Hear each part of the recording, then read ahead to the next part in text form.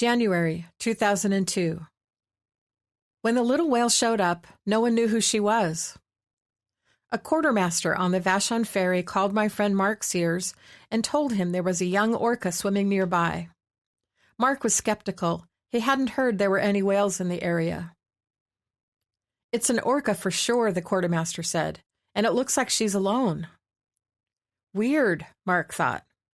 Orcas live in tightly bonded families called pods. They stay with their mothers their entire lives.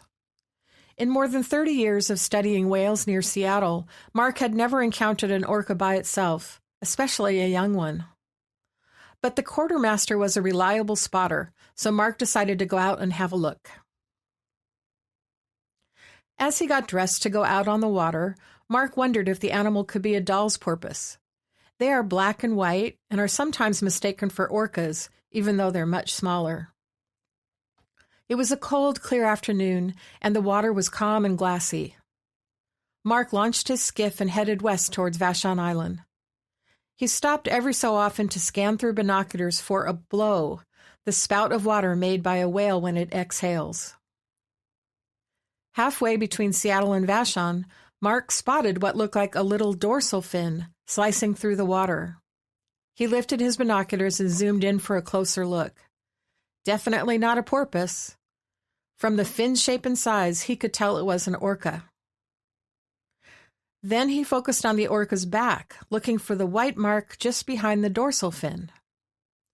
Every orca has a white mark called a saddle patch that is unique, like a human fingerprint. It's one of the main ways to tell orcas apart. But Mark couldn't find a saddle patch on this little whale. Its skin was gray and blotchy, covered with bumps. Whoever this whale was, it seemed to be in a hurry, charging towards what exactly? Mark trained the binoculars in the direction the orca was going and saw a big tree stump bobbing in the water. Sure enough, the little orca headed right for the stump and rubbed up against it. Mark slowed down and moved the boat closer to get a better look. The whale was using the stump like a giant back scratcher. The orca rubbed, first its back, then its side, against the branches, as if it had a big itch. When the whale rolled over, Mark saw the white marking on its underside. Aha! From the shape of the white mark, he could tell this was a female orca. Judging by her size, he estimated she was about 2 years old.